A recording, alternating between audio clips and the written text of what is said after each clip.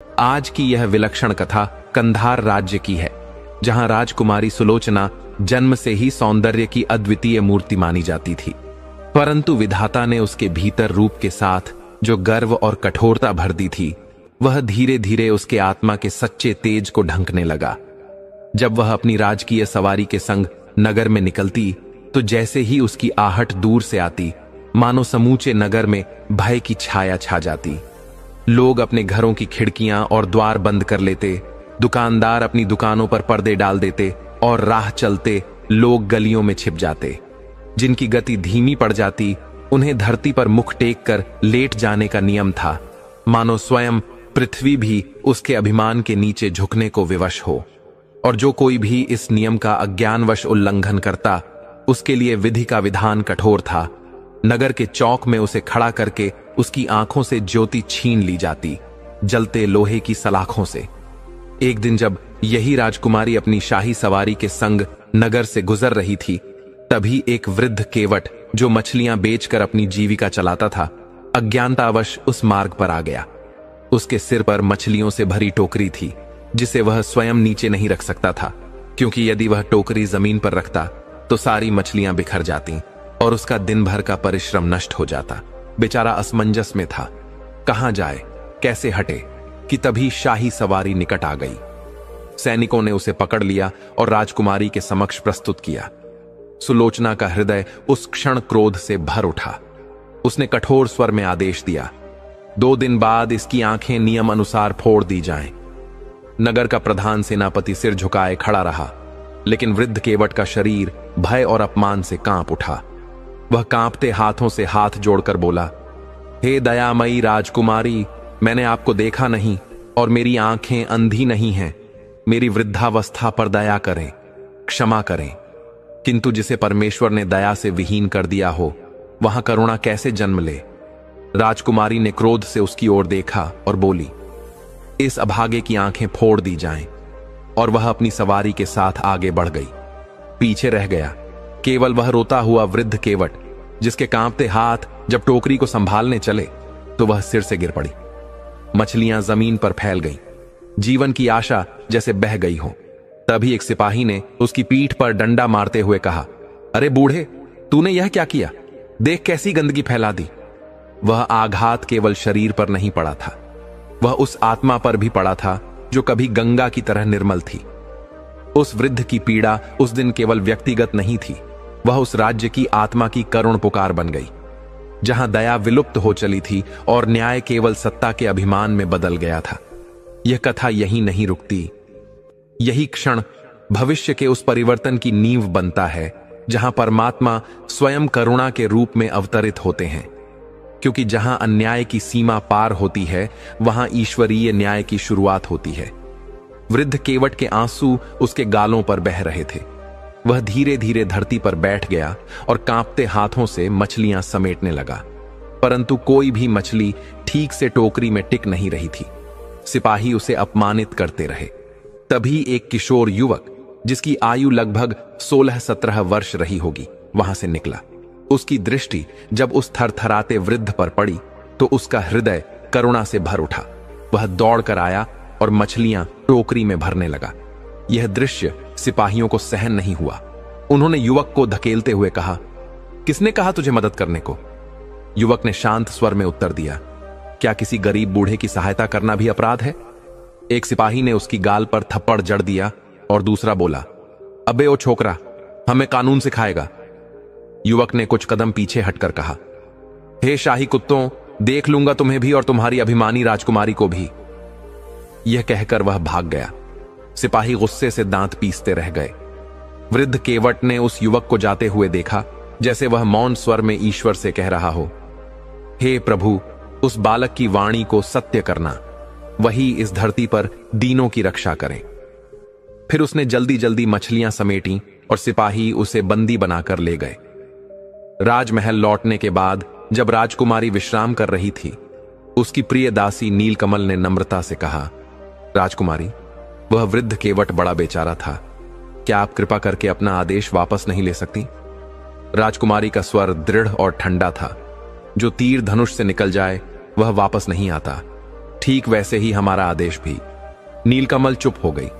वह जानती थी कि अगर अधिक कुछ बोली तो शायद उसे भी कोई दंड मिल जाए, परंतु वह मन ही मन भगवान से यही प्रार्थना करती रही, हे ईश्वर, कोई उपाय निकाल देना ताकि उस बूढ़े केवट की आंखें बच जाएं। अगर उसकी आंखें चली गईं तो वह बेचारा जीवन भर अपाहिज होकर रह जाएगा। राजकुमारी का महल महाराजा के महल से अलग था। उसके चारों ओर बहुत कड़ा पहरा था, इतना सख्त पहरा कि वहां कोई मनुष्य ही नहीं, कोई पक्षी भी पर नहीं मार सकता था। इसीलिए राजकुमारी अपने सुंदर और भव्य कमरे में अकेली ही सोती थी। वह अक्सर खिड़कियां भी खुली रखती थी ताकि ठंडी हवा आती रहे। उस रात भी राजकुमारी अकेली ही अपने बिस्तर पर सो रही थी। उसी समय वह युवक जिसने उस दिन सिपाहियों को डांटा था, धीरे से खिड़की से भीतर आ गया। वह एक कोने में खड़ा हो गया और कमरे की हर चीज को बहुत ध्यान से देखने लगा। उसने देखा कि कमरे के बीचों बीच एक सुंदर फूलदान रखा है जिसमें तरह तरह के रंग बिरंगे फूल लगे हुए हैं। उन्हीं फूलों के बीच में एक बड़ा सा लाल फूल था और उस फूल के ऊपर एक लाल रंग का रत्न रखा था। वह रत्न इतना तेज चमक रहा था कि पूरे कमरे में उजाला फैल गया था। कमरे में वैसे तो हर चीज बहुत कीमती और सुंदर थी, पर उस रत्न में जो बात थी वह किसी और चीज में नहीं थी। युवक धीरे से आगे बढ़ा। उसने रत्न उठाया और अपनी पगड़ी में छुपा लिया। जैसे ही रत्न उसके हाथ में गया, कमरा तुरंत अंधेरे में डूब गया। युवक उसी रास्ते से लौट गया जैसे आया था, चुपचाप, बिना किसी को जगाए। रात के आखिरी पहर में राजकुमारी की आंख खुल गई। उसने देखा कि पूरा कमरा अंधेरे में है। वह घबरा गई और झट से बिस्तर से उठ खड़ी हुई। वह टटोलते हुए एक एक चीज देखने लगी। बहुत मुश्किल से वह उस जगह पहुंची जहां लोहे की एक जंजीर लटकी थी। उसी जंजीर को खींचने से महल की छत पर टंगी घंटी बजने लगती थी। राजकुमारी ने पूरी ताकत से उस जंजीर को खींचा। घंटी की तेज आवाज दूर दूर तक गूंज उठी। महल के सारे दास दासियां, पहरेदार, सेवक सब दौड़ते हुए राजकुमारी के कमरे की ओर भागे। उधर महाराजा की भी नींद खुल गई। महारानी भी हड़बड़ाकर उठ बैठी। वह घबराकर बोली, हे भगवान, मेरी बच्ची को क्या हो गया? हे प्रभु, जल्दी चलिए, जल्दी देखिए, क्या विपत्ति आ गई। फिर महाराज और महारानी दोनों ही जल्दी जल्दी बाहर निकले और तेजी से राजकुमारी के महल की ओर बढ़े। वहां पहुंचते ही उन्होंने देखा कि चारों ओर हाहाकार मचा हुआ है। राजकुमारी बहुत क्रोधित हो रही थी और सभी नौकर चाकर हाथ जोड़कर खड़े थे। वे बार बार यही कह रहे थे, हमने किसी को महल में आता नहीं देखा, कोई भीतर नहीं आया। महाराज ने राजकुमारी के पास जाकर शांत स्वर में पूछा, बेटी बताओ क्या हुआ, कौन आया था और क्या खो गया? राजकुमारी ने क्रोध में भरकर कहा, पिताजी, मेरे कमरे से वह अमूल्य रत्न गायब हो गया है और यह सभी लोग कहते हैं कि किसी ने महल में प्रवेश ही नहीं किया। महाराज ने पहरेदारों की ओर देखा। सभी पहरेदार सिर झुकाकर बोले, महाराज, हमने एक पल के लिए भी ध्यान नहीं छोड़ा। सच कहें तो हमने किसी को आते जाते नहीं देखा। महाराज थोड़ी देर चुप रहे, फिर गंभीर स्वर में बोले, अच्छा, तो अब सब जाओ और कल सूर्यास्त से पहले उस चोर को खोज निकालो। यदि वह नहीं मिला तो तुम सबको कठोर दंड मिलेगा। जब सभी सेवक वहां से चले गए तो महारानी ने धीरे से कहा, मुझे नहीं लगता कि इनमें से कोई भी चोर है। मुझे विश्वास है चोर महल के बाहर से आया है। इसलिए सुबह होते ही घोषणा करवा दीजिए कि जो व्यक्ति उस रत्न को खोज कर देगा उसे मनचाहा इनाम मिलेगा। महाराज की आंखों में चिंता उतर आई। उनका सिर झुक गया। यह पहली बार था जब उनके राज्य में इस प्रकार की चोरी हुई थी, इसलिए वे बिना कुछ बोले धीरे धीरे अपने महल की ओर लौट गए। सुबह होते ही महाराज ने नगर में यह घोषणा करवा दी कि जो भी व्यक्ति राजकुमारी का अमूल्य रत्न खोजकर दरबार में प्रस्तुत करेगा उसे मनचाहा इनाम दिया जाएगा। अगले दिन महाराज अपने दरबार में बैठे जन सुनवाई कर रहे थे। तभी एक सुंदर युवक सिर पर पगड़ी बांधे, डीला सा पायजामा पहने हुए विनम्र भाव से दरबार में आया। वह सीधा सिंहासन के सामने आकर श्रद्धा से खड़ा हो गया और प्रणाम किया। महाराज ने प्रेम पूर्वक पूछा, वत्स, तुम कौन हो और क्या चाहते हो? युवक ने हाथ जोड़कर उत्तर दिया, महाराज, मैं राजकुमारी साहिबा का खोया हुआ रत्न लाया हूं। मैं आपकी उस घोषणा के अनुसार उपस्थित हुआ हूं जिसमें आपने उस रत्न के बदले मनचाहा इनाम देने की बात कही थी। महाराज ने मुस्कुराकर कहा, शाबाश, कहो कहां है वह रत्न?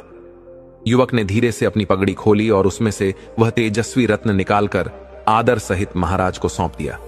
महाराज ने जब उस युवक को देखा तो उनके चेहरे पर प्रसन्नता आ गई। वे बोले, वत्स, कहो अब क्या इनाम चाहते हो? युवक ने सिर झुकाकर उत्तर दिया, परसों राजकुमारी साहिबा ने एक गरीब और वृद्ध केवट की आंखें फोड़ने का आदेश दिया था। कृपया उस आदेश को वापस लिया जाए और जिन 5 सिपाहियों ने उस केवट को बंदी बनाया था और मुझे अपमानित किया था, उन सबको 2020 कोड़े की सजा दी जाए। महाराज ने आश्चर्य से पूछा, उस केवट से तुम्हारा क्या संबंध है? युवक ने शांत भाव से उत्तर दिया, कुछ भी नहीं, मैं तो बस उसकी गरीबी, बुढ़ापे और मजबूरी को देखकर व्याकुल हो गया। अगर उसने राजकुमारी को देख भी लिया था तो उससे कोई अनर्थ नहीं होता। उसकी दृष्टि में अपराध नहीं था। महाराज ने अपने प्रधानमंत्री की ओर देखकर कहा, उस केवट को हमने क्षमा किया, उसे मुक्त किया जाए और उन 5 सिपाहियों की पीठ पर 2020 कोड़े लगाए जाएं और इस युवक को कारागार में डाल दिया जाए। युवक ने थोड़ी देर चुप रहकर पूछा, महाराज, मेरा अपराध क्या है? महाराज ने कठोर स्वर में कहा, तुमने चोरी की, रत्न चुराया। युवक बोला, मैंने वह रत्न उस बूढ़े को छुड़वाने के लिए चुराया था, उसके प्राणों की रक्षा के लिए। महाराज ने कहा, अब सफाई देने का समय नहीं है।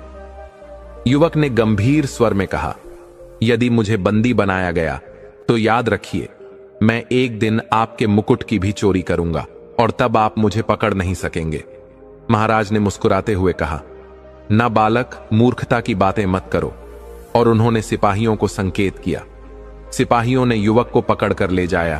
प्रधानमंत्री ने वहीं से जाकर उस बूढ़े केवट को छुड़ाया और आदेशानुसार 5 सिपाहियों की पीठ पर 2020 कोड़े लगवाए। उधर राजकुमारी जब रत्न को पुनः अपने पास लौटा देखती है तो उसका चेहरा प्रसन्नता से खिल उठता है। वह दौड़कर महाराज के गले में बाहें डालती है और कहती है, पिताजी, जिसने यह रत्न चुराया, कृपया उसे कठोर दंड दीजिए। महाराज बोले, बेटी, हमने उसे कारागार में डाल दिया है और अब सोच रहे हैं कि कल प्रातः समस्त प्रजा के समक्ष उसके दोनों हाथ काट दिए जाएं, ताकि लोगों को यह शिक्षा मिले कि चोरी का क्या दंड होता है। राजकुमारी ने तुरंत सहमति में सिर हिलाया और बोली, बिल्कुल उचित है, उसने तो आपको मुकुट चुराने की धमकी भी दी है। महाराज बोले, हां, इसीलिए उसके हाथ काटे जाएंगे और वह हमारे कक्ष तक पहुंचे उससे पहले ही दंड दे दिया जाएगा।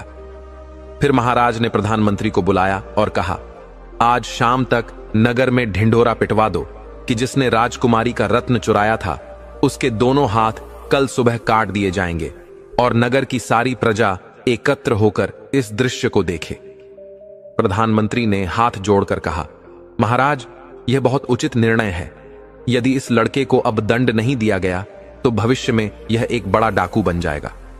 फिर उसने तुरंत नगर में मुनादी करवा दी और वह स्वयं कारागार में जाकर उस युवक को महाराज का निर्णय सुनाने लगा।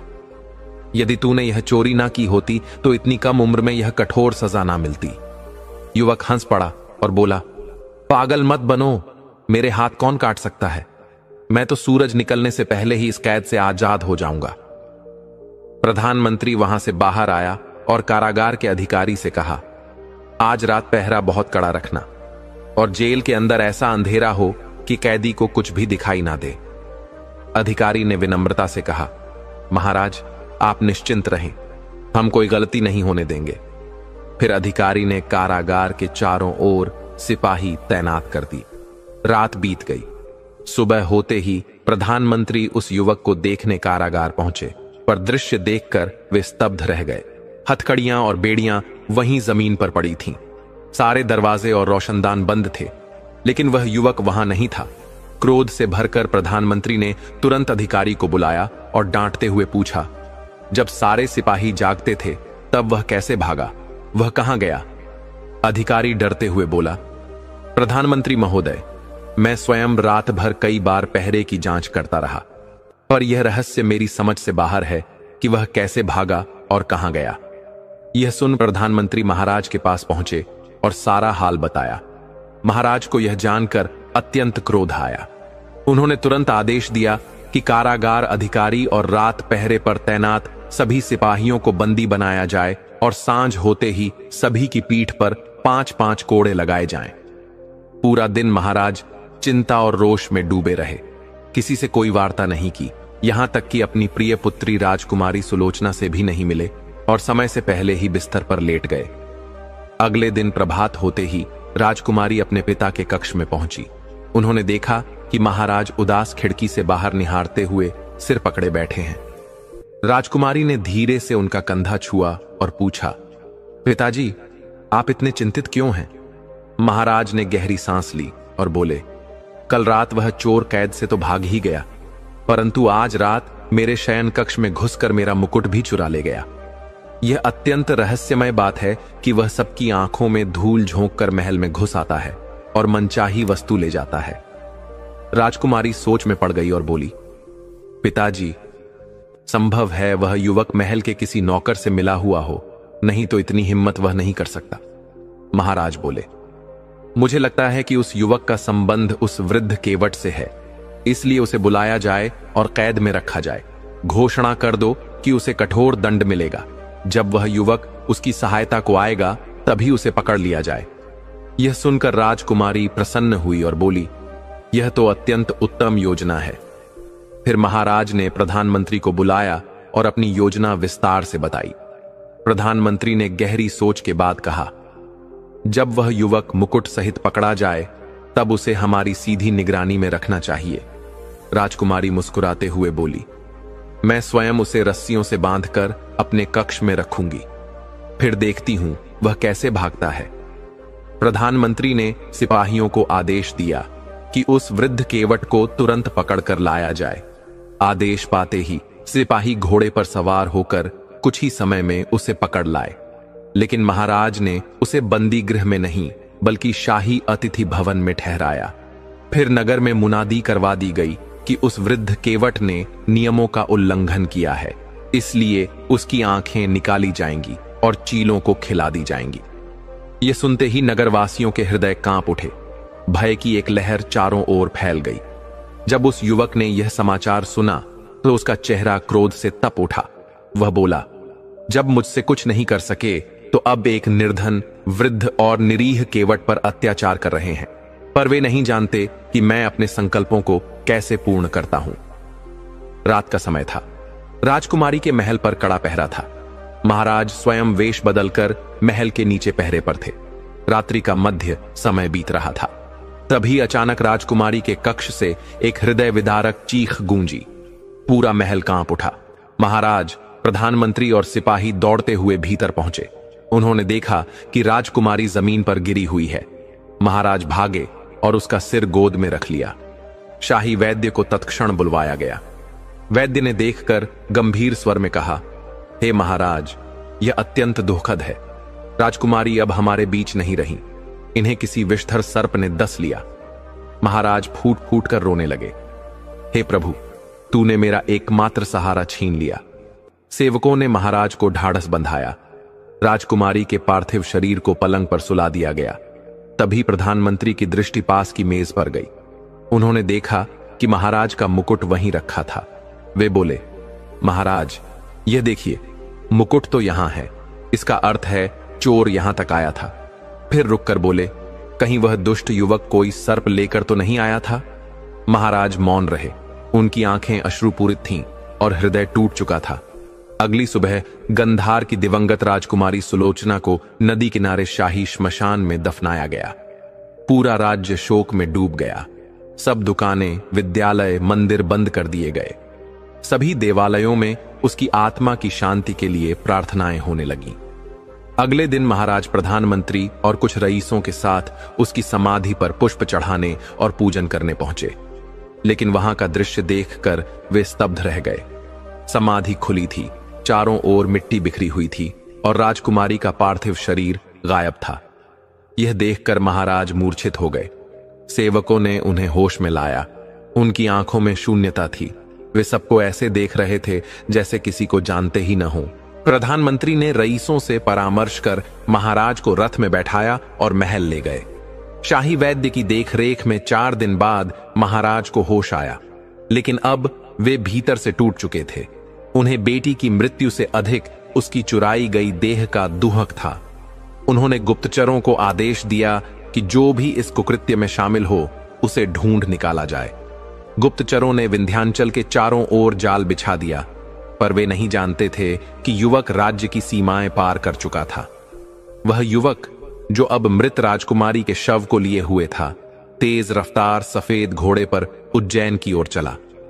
यह उसकी श्रद्धा थी कि उज्जैनी में उसे शरण मिलेगी, लेकिन एक चिंता उसे बार बार घेरे थी, नगर द्वार पर शव को कैसे छुपाए। जैसे जैसे वह आगे बढ़ा, उसकी बेचैनी बढ़ती गई। एक बस्ती के पास पहुंचकर उसने शव को झाड़ियों में छिपा दिया और बस्ती जाकर एक मजबूत संदूक खरीद लाया। फिर श्रद्धा से राजकुमारी के शव को उसमें रखा और उज्जैन की ओर निकल पड़ा। रात्रि थी, नगर द्वार बंद होने ही वाले थे कि वह युवक नगर में प्रवेश कर गया। तभी एक सज्जन व्यापारी ने उसे रोककर कहा, मेरे यहां प्राचीन परंपरा है, हर शुक्रवार की रात जो अंतिम यात्री नगर में प्रवेश करता है उसे मैं अपने घर अतिथि बनाकर सत्कार करता हूं, और संयोग से आज तुम अंतिम यात्री हो।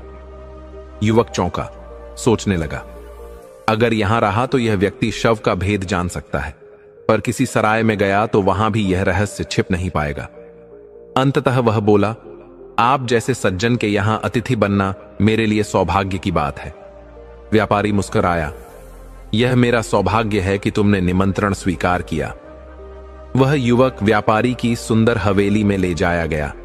घोड़ा अस्तबल में भेज दिया गया और युवक को एक सुसज्जित कक्ष में ठहराया गया। व्यापारी बोला, यह कमरा तुम्हारा है।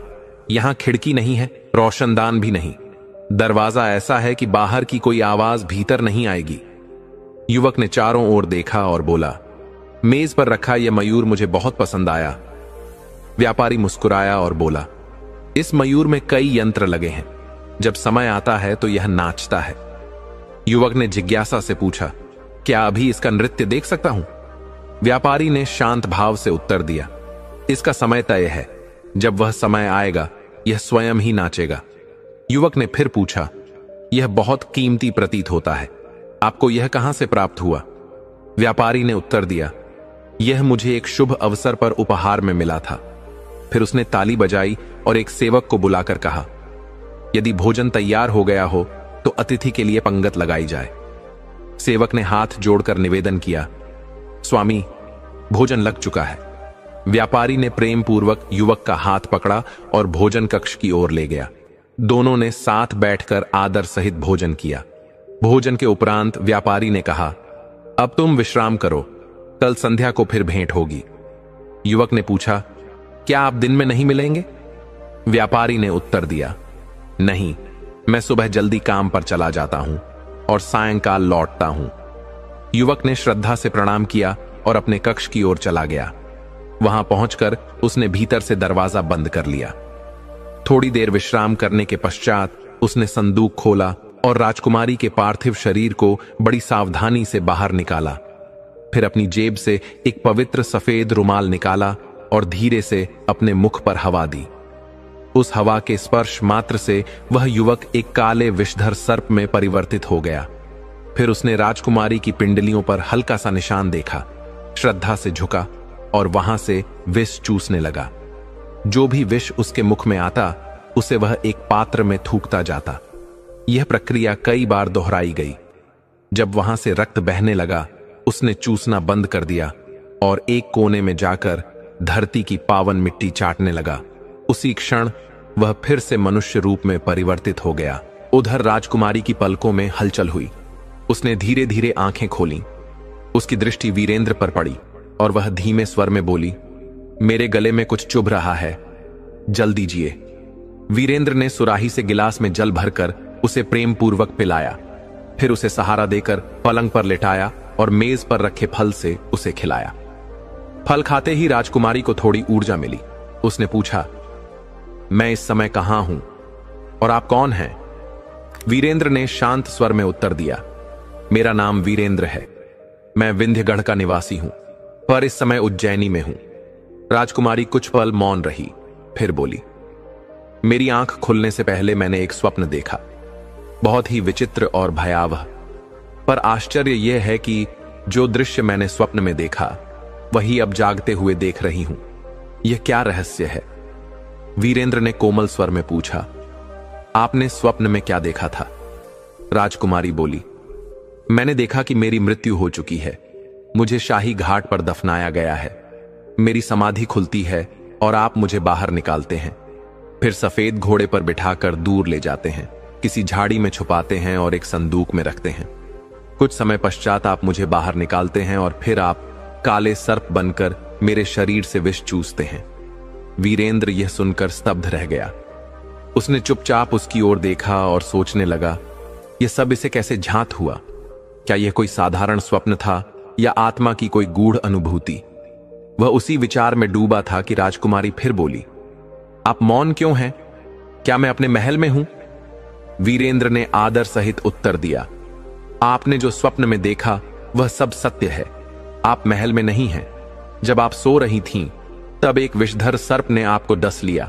आपको मृत समझकर आपके पिता ने विधिपूर्वक आपको दफना दिया, परंतु मुझे झांत था कि झा सर्प का विष 3 दिन तक प्राण रोक सकता है, इसलिए मैंने आपकी समाधि खोदी और आपको यहां ले आया।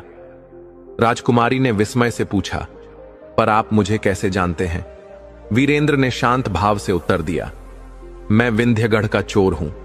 एक बार आपके महल में रत्न चुराने गया था, वहीं पहली बार मैंने आपकी झलक देखी थी। राजकुमारी बोली, पर आप सर्प कैसे बन जाते हैं? क्या आप कोई तांत्रिक हैं? वीरेंद्र ने विनम्रता से कहा, मैं तांत्रिक नहीं हूं, पर मेरे पिता ने मुझे एक पवित्र रुमाल दिया था। उसकी हवा से मैं सर्प बन सकता हूं और मिट्टी चाटने से पुनः मनुष्य बन जाता हूं। राजकुमारी ने अपनी आंखें बंद कर ली। कुछ समय मौन रही।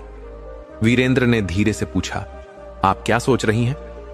राजकुमारी धीमे स्वर में बोली, जब सर्प ने मुझे डसा, तब मेरी आत्मा जो देख रही थी वही मुझे स्वप्न लगा। शायद वह दृश्य आत्मा की आंखों से देखा गया था। वीरेंद्र ने श्रद्धापूर्वक उत्तर दिया, मुझे भी यही लगता है। यह कोई साधारण स्वप्न नहीं था, पर अब इन बातों को छोड़कर थोड़ी देर विश्राम कीजिए। राजकुमारी ने शांत स्वर में कहा, सुबह होते ही मुझे मेरे पिताजी के पास ले चलो, वे मेरी जुदाई के दुख में बहुत व्याकुल होंगे। वीरेंद्र का चेहरा कठोर हो गया। उसने धीमे लेकिन दृढ़ स्वर में कहा, अब उन्हें भूल जाओ, मैं तुम्हें अपने लिए यहां लाया हूं, अब तुम्हें मेरे साथ ही रहना होगा। राजकुमारी ने आत्मगौरव से उत्तर दिया, मैं एक राजकुमारी हूं और मैं एक सामान्य चोर के साथ कभी नहीं रह सकती। वीरेंद्र की आंखों में एक अजीब दृढ़ता थी। वह बोला, पर अब तो तुम्हें रहना ही पड़ेगा, क्योंकि अब तुम केवल राजकुमारी नहीं हो, तुम्हारी पहचान अब बदल चुकी है। यह विचार मन से निकाल दो। यदि तुमने भागने की कोशिश की या किसी से सहायता लेने का प्रयास किया, तो याद रखो, मैं तुम्हें जीवित नहीं छोड़ूंगा। उसका स्वर अभी भी गूंज ही रहा था कि उसी समय मेज पर रखा मयूर अचानक अपने पंख फैलाकर नाचने लगा। कई प्रकार के वाद्य स्वर गूंजने लगे और मोर के पंखों में जड़े रंगीन मोती अपने प्रकाश से पूरे कक्ष को चमकाने लगे। राजकुमारी और वीरेंद्र विस्मय से उस चमत्कारी दृश्य को निहारने लगे। तभी एक मोती फर्श पर गिरा और मोर का नृत्य रुक गया।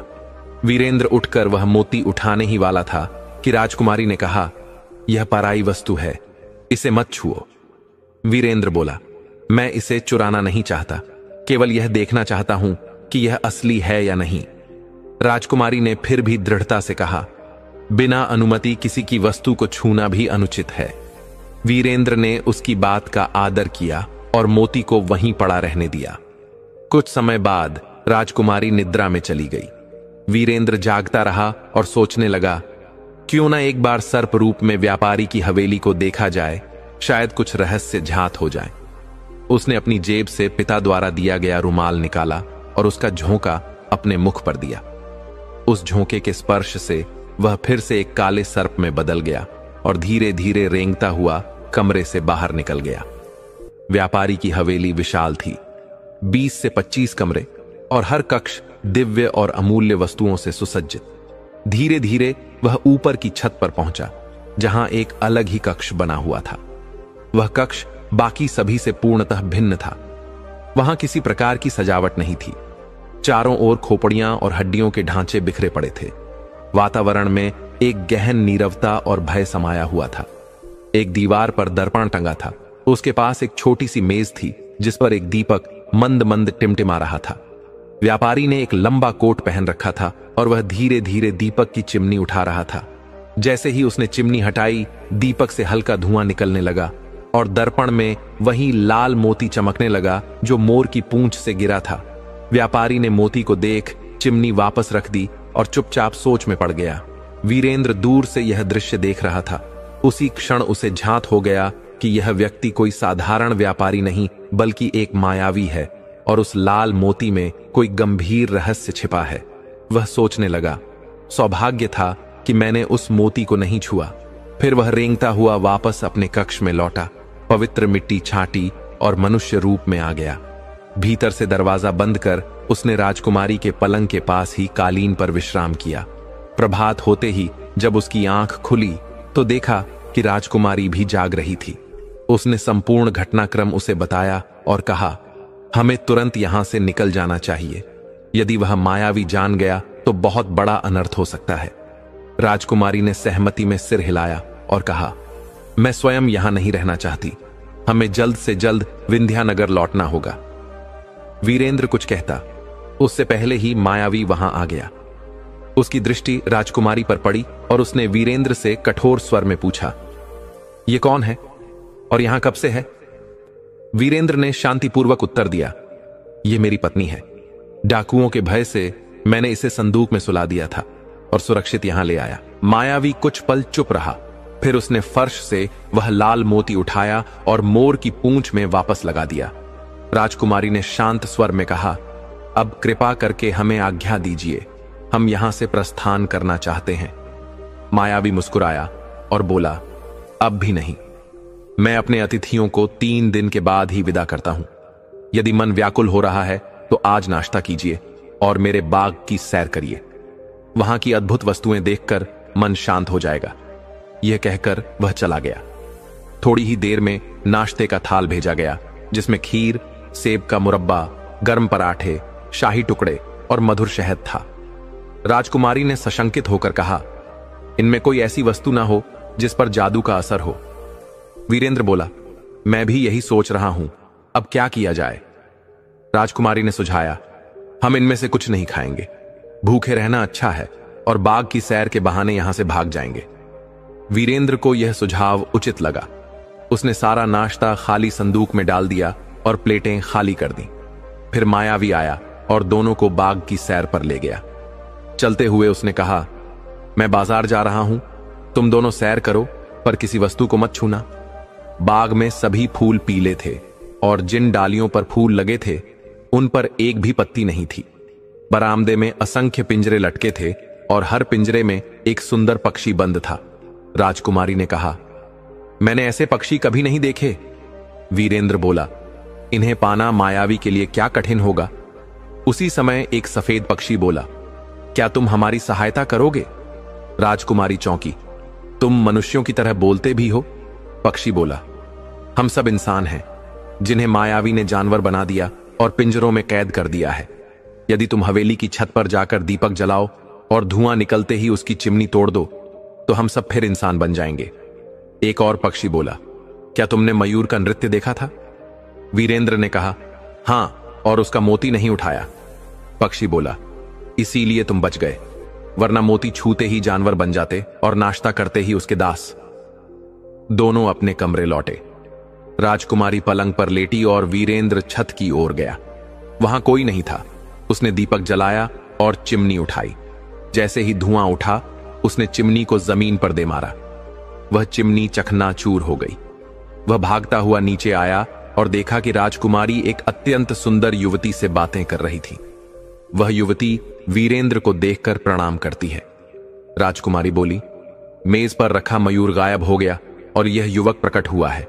यह कहता है कि मायावी ने इसे मयूर बना दिया था। वीरेंद्र ने कहा, चिमनी टूटने से जादू का प्रभाव समाप्त हो गया। अब वे सभी पक्षी भी मानव रूप में लौट आए होंगे। वह तुरंत बाग में गया। वहां देखा कि पीले फूल अब रंग बिरंगे हो चुके थे और सामने से एक समूह चला आ रहा था। जैसे ही वे पास पहुंचे, सबने वीरेंद्र को धन्यवाद दिया और बोले, मायावी के लौटने से पहले हमें यहां से निकल जाना चाहिए। वीरेंद्र ने सभी से उनका हाल जाना तो पता चला कि अधिकांश लोग व्यापारी थे जो उज्जैनी में अपना सामान बेचने आए थे। बाकी कुछ लोग वेश बदलकर घूमने आए हुए राजकुमार और महाराजा थे। सभी का बहुमूल्य सामान मायावी ने छीन लिया था। राजकुमार ने सबको कहा कि हवेली चलो और जो कुछ भी अपना सामान बचा है उसे समेट लो ताकि और नुकसान न हो। वे सब हवेली पहुंचे और अपना सामान खोजने लगे, किंतु उन्हें थोड़ा बहुत ही मिल पाया। तब उन्होंने नुकसान की भरपाई के लिए वहां रखा अन्य सामान भी अपने साथ रख लिया। वीरेंद्र ने भी कीमती वस्तुएं उठाईं और अपना संदूक भर लिया। फिर सबको साथ लेकर वह हवेली से बाहर निकल गया। द्वारपाल चिल्लाते रहे पर किसी ने नहीं सुना। सब नगर से बाहर निकल गए और एक स्थान पर डेरा डाल लिया। फिर व्यापारियों के जोड़े नगर जाकर अपने माल को बेचने लगे। वीरेंद्र ने भी कुछ ही समय में कई हजार स्वर्ण मुद्राएं कमा ली और धनवान बन गया। उधर जब मायावी हवेली पहुंचा तो द्वारपाल ने बताया, स्वामी, आज प्रातः आपके सभी अतिथि अपना धन और सामान लेकर चले गए। हमने उन्हें बहुत रोका किंतु किसी ने बात नहीं मानी। यह सुनते ही मायावी के पैरों तले जमीन खिसक गई। वह सीधे बाग की ओर दौड़ा। वहां देखा जहां पहले पीले फूल थे अब रंग बिरंगे फूल खिले हुए हैं और बरामदे के सभी पिंजरे खाली हैं। उसके शरीर से पसीना बहने लगा। वह दौड़कर अपने कमरे की ओर गया। वहां देखा दीपक की चिमनी टूटी पड़ी है। उसकी आंखों के आगे अंधकार छा गया। वह सिर पकड़कर रोने लगा। हाय, वो चिमनी जिसे मैंने 10 वर्षों की तपस्या से प्राप्त किया था अब टूट गई। फिर वह उस कमरे में गया जहां वीरेंद्र और राजकुमारी ठहरे थे। देखा मेज पर रखा मयूर गायब है और नाश्ते की वस्तुएं बिखरी हुई हैं। अब सब स्पष्ट हो गया, यह सब उस युवक का कार्य है। उसने मन ही मन कहा, यदि वह अभागा मेरा नाश्ता खा लेता तो फिर मेरे आदेश के बिना एक कदम भी आगे न बढ़ा पाता।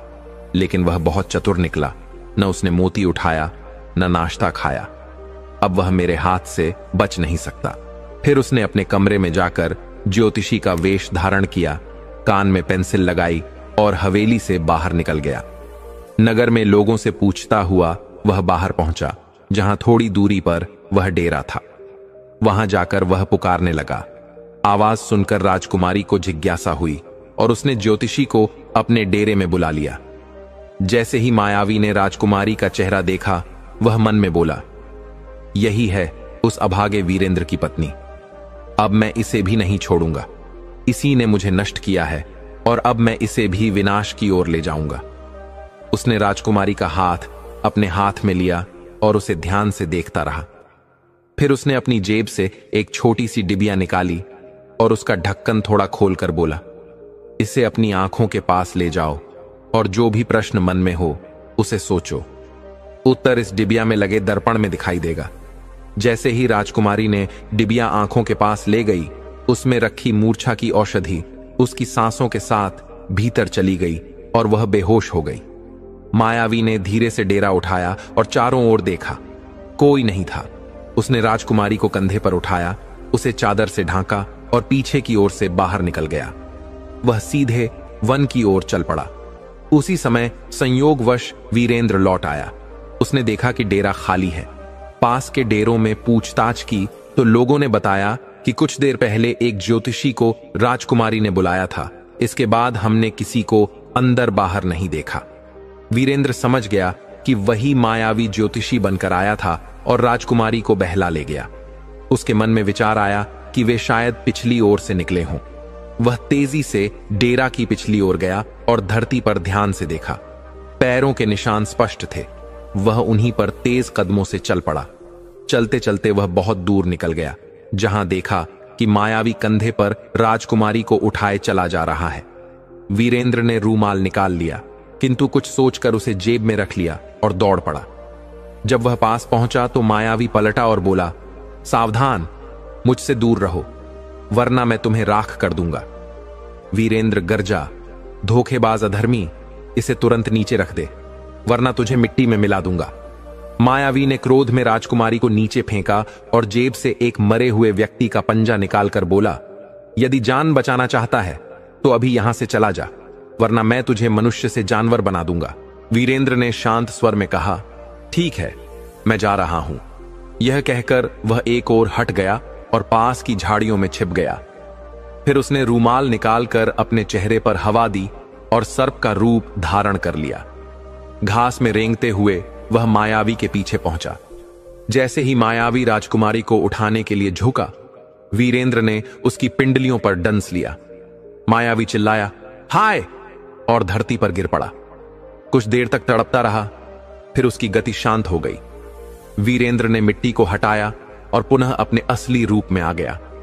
उसने पास के झरने से पवित्र जल लाकर राजकुमारी के चेहरे पर छींटे मारे। राजकुमारी को होश आया। वीरेंद्र ने कहा, यदि मैं समय पर न आता तो यह अधर्मी न जाने तुम्हारे साथ क्या कर बैठता।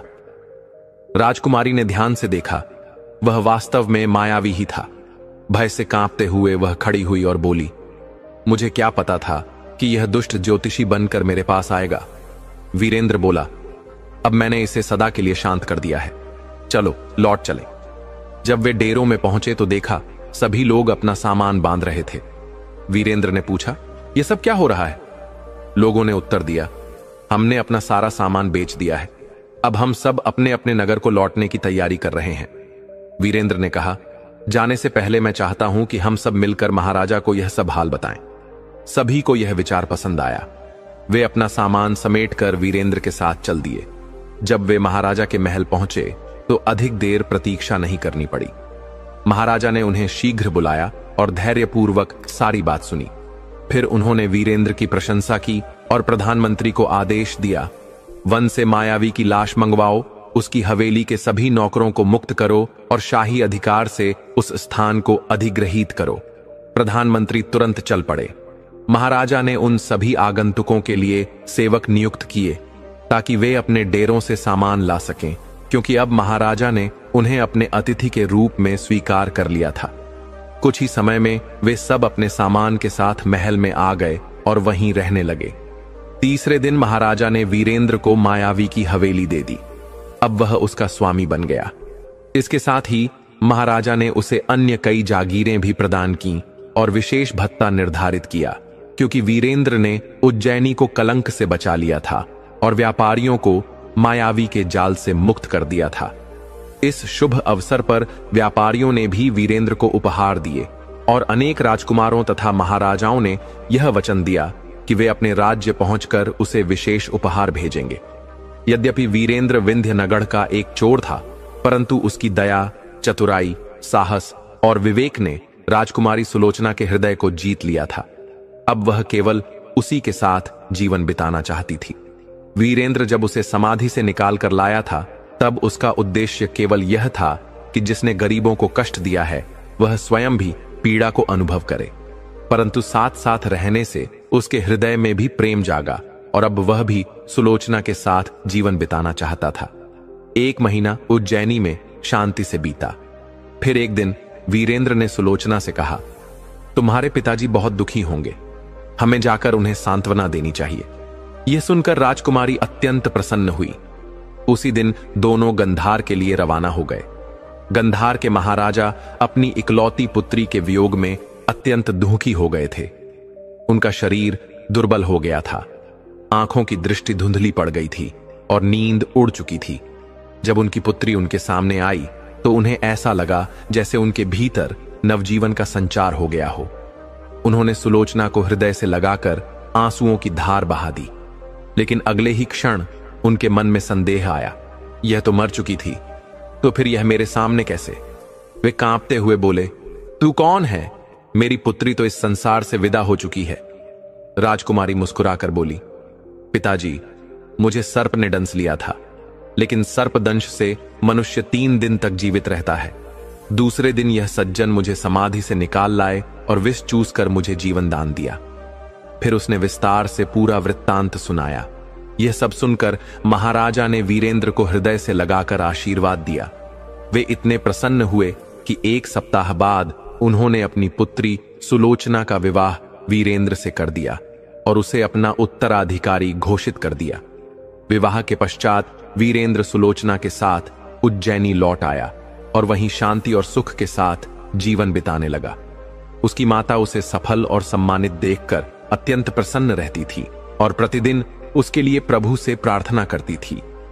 10 वर्षों बाद जब महाराजा का देहावसान हुआ, तब वीरेंद्र ने राज्य का उत्तरदायित्व संभाला और जीवन भर धर्मपूर्वक राज्य का संचालन करता रहा। दर्शक बंधु, इस समूची कथा में लक्ष्मण की 3 दिव्य सीखें अत्यंत गहन रूप से उभरती हैं, जो उन्होंने स्वयं नहीं बल्कि अपने जीवन की छाया से कलयुग के समस्त मनुष्यों को मौन किंतु प्रखर धर्म स्वरूप में दी है।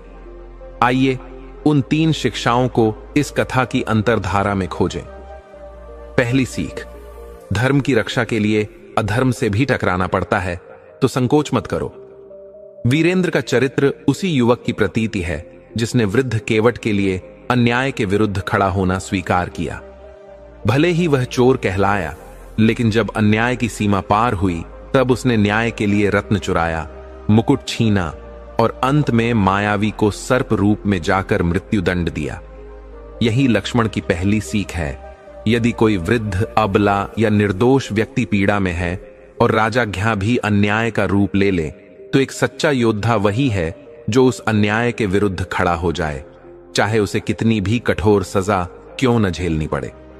दूसरी सीख, क्रोध के स्थान पर विवेक और शक्ति के स्थान पर संवेदना ही सच्चा पुरुषार्थ है। वीरेंद्र एक सर्प बनकर राजकुमारी को मृत्यु से बचाता है, लेकिन उसे कभी अपनी शक्ति का घमंड नहीं होता। वह मायावी की योजना जानने छिप कर जाता है, बिना किसी को डराए। यहां लक्ष्मण की वही छवि है जो उन्होंने शूर्पणखा के समय दिखाई थी। जब स्त्री मर्यादा भूल जाए, तब भी उसकी गरिमा को बचाते हुए पुरुष को मर्यादा में रहकर निर्णय करना चाहिए। इसीलिए वीरेंद्र राजकुमारी को उस समय भी मर्यादा का पाठ पढ़ाता है, जब वह अभिमान में कहती है, मैं एक चोर के साथ नहीं रह सकती। वह उसे डराता नहीं, उसकी मर्यादा को चोट नहीं पहुंचाता, बल्कि समय और अनुभव के माध्यम से उसका मन परिवर्तित करता है। तीसरी सीख, क्षमा और प्रेम ही अंत में शांति लाते हैं, न कि प्रतिशोध। वीरेंद्र का उद्देश्य पहले केवल बदला लेना था, लेकिन जैसे ही वह राजकुमारी के भीतर परिवर्तन देखता है, उसके प्रति प्रेम जागता है। वह उसे मारता नहीं, अपमानित नहीं करता, न ही बदले की आग में भस्म करता है, बल्कि उसे जीवन का एक नया अर्थ देता है। यही वह शिक्षा है जो लक्ष्मण ने युद्ध के बाद रावण के वंशजों से व्यवहार करते समय अपनाई थी। प्रतिशोध का अंत दुख में होता है और क्षमा से ही भविष्य का आरंभ होता है।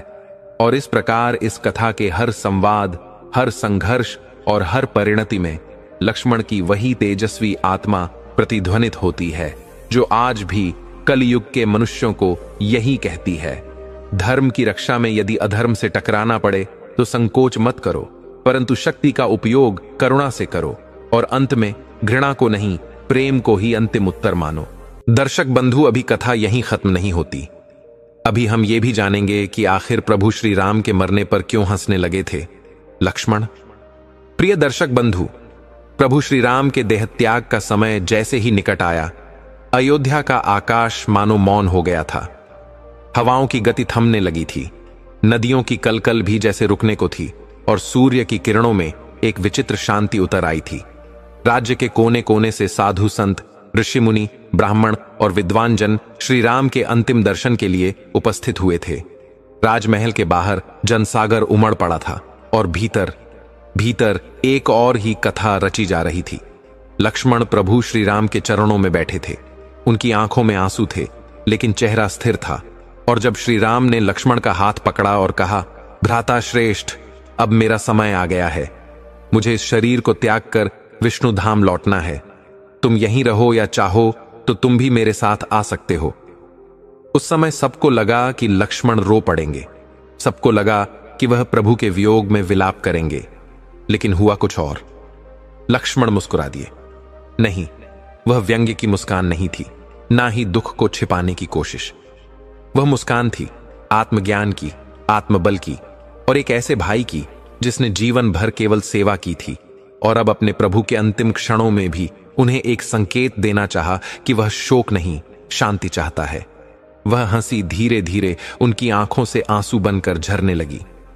ऋषियों ने देखा, भरत ने देखा, शत्रुघ्न ने देखा, हनुमान ने देखा, सब चकित थे। कौन भाई प्रभु के मृत्यु की बात सुनकर हंस सकता है? और फिर स्वयं श्री राम ने भी लक्ष्मण की आंखों में देखा और बोले, लक्ष्मण, क्या तुम्हें मेरा प्रस्थान हर्ष दे रहा है? लक्ष्मण ने अत्यंत सरलता और भावुकता से उत्तर दिया, प्रभु, जब कोई आत्मा अपने मूल स्वरूप को लौटती है तो क्या हम शोक मनाएं? जब गंगा अपने समुद्र से मिलने चली जाए तो क्या कोई उसके बह जाने का दुख करे? आप राम हैं, लेकिन आप केवल एक भाई नहीं हैं, आप साक्षात विष्णु हैं। आपके साथ बिताया हर क्षण मेरे जीवन की तपस्या थी।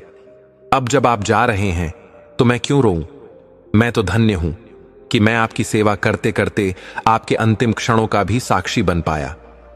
श्री राम की आंखों में भी तब जल छलक आया। यह कोई साधारण उत्तर नहीं था। यह उत्तर उस पुरुष से आया था जिसने अपने जीवन का हर कण अपने प्रभु को अर्पित कर दिया था। लक्ष्मण की वह हंसी, वह शांत मुस्कान, वह सहमति, वह किसी विलग्नता की वेदना नहीं, बल्कि एक साधक की पूर्णता का अनुभव थी। लेकिन इसके पीछे एक और रहस्य भी था, वह रहस्य जिसे केवल लक्ष्मण और श्री राम ही समझ सकते थे।